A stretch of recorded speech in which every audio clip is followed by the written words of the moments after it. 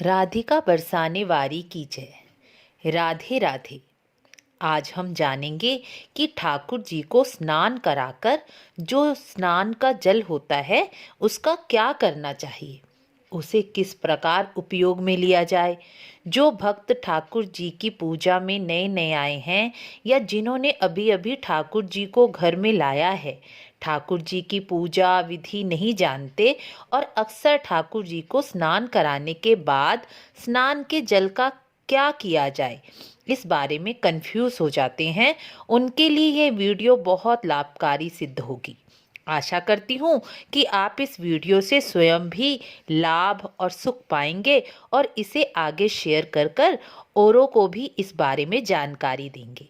तो आइए बात करते हैं ठाकुर जी के स्नान का जल क्या किया जाए। ठाकुर जी के स्नान का जल चरणामृत हो जाता है क्योंकि वह ठाकुर जी के श्री अंगों और ठाकुर जी के श्री चरणों को स्पर्श करता है, इसलिए उसे ठाकुर जी का चरणोदक ही समझना चाहिए। ठाकुर जी के चरणामृत की महिमा अनेक पुराणों और शास्त्रों भागवत में भी कही गई है, जिसे मैंने स्वयं भी पढ़ा है। उनमें से कुछ बातें मैं आपको बताती हूँ। ठाकुर जी का चरणामृत नियमित रूप से सेवन करने वाला मनुष्य कभी अकाल मृत्यु नहीं मरता और ना ही उसकी अधोगति होती है। इसलिए ठाकुर जी के चरणामृत को ऐसे ही नहीं छोड़ना चाहिए और ना ही उसे पेड़ पौधों में डालना चाहिए। इस स्नान के जल यानी चरणामृत को स्वयं ही ग्रहण करना चाहिए। इसके और भी उपयोग हैं, इसके बारे में हम आगे बात करेंगे। चरणामृत का सेवन करने वाला रोगी मनुष्य रोग से मुक्त हो जाता है। नियमित रूप से चरणोदक लेने वाला मनुष्य कभी शारीरिक पीड़ा कष्ट नहीं झेलता। ठाकुर जी का चरणामृत जिस भी कामना से लिया जाए वह कामना अवश्य ही पूरी हो जाती है। बस उसे पूरी श्रद्धा और विश्वास से लिया जाए कि यह जल ठाकुर जी के श्री अंगों को स्पर्श कर दिव्य होकर प्रसाद रूप से हमारे लिए हमारे सभी कष्टों को दूर करने के लिए मेरे पास प्रसाद रूप में आया है। यह सब बातें शास्त्रों और संतों द्वारा बताई गई हैं। जिनकी बुद्धि धार्मिक नहीं है, जैसे कई महिलाओं की समस्या होती है कि मैं तो ठाकुर जी की सेवा पूजा करती हूँ लेकिन पति या बच्चे ऐसा नहीं करते, इसलिए वह परेशान हो जाती हैं कि अकेले या उन दिनों में जिस वक्त पूजा नहीं कर सकते उस वक्त वह क्या करें। उनके लिए ठाकुर जी के स्नान का जल यानी ठाकुर जी का चरणामृत बहुत उपयोगी सिद्ध होगा। उन्हें ठाकुर जी का चरणामृत नियमित रूप से पीने के जल में डालकर या चाय में डालकर या बच्चों को दूध में डालकर देना चाहिए और शुद्ध मन से संकल्प करना चाहिए कि मेरे पति और बच्चों को की भी ठाकुर जी में श्रद्धा विश्वास और भक्ति दृढ़ हो। इसमें हमें एक बात ध्यान रखनी चाहिए कि ठाकुर जी का चरणामृत या भोग जिस रूप में है उसी रूप में ग्रहण करना चाहिए, यानी कि उसे गर्म नहीं करना चाहिए। जैसे जब आप चाय या दूध बना लें उसे कप में डाल दें तो ऊपर से थोड़ा सा चरणोदक मिला लें। ठाकुर जी के चरणामृत और भोग को उसी रूप में ग्रहण करना चाहिए। वह अग्नि के संपर्क में नहीं आना चाहिए, तभी उसका अधिक फल मिलता है।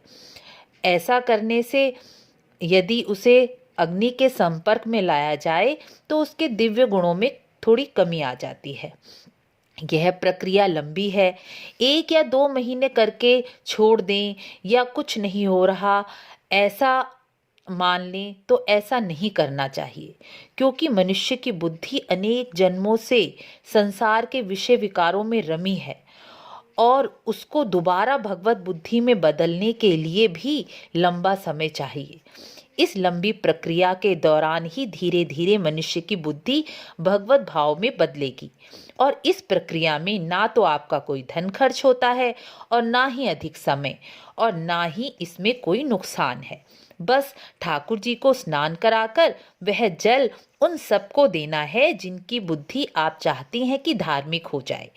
वह भी ठाकुर जी की भक्ति करने लगे।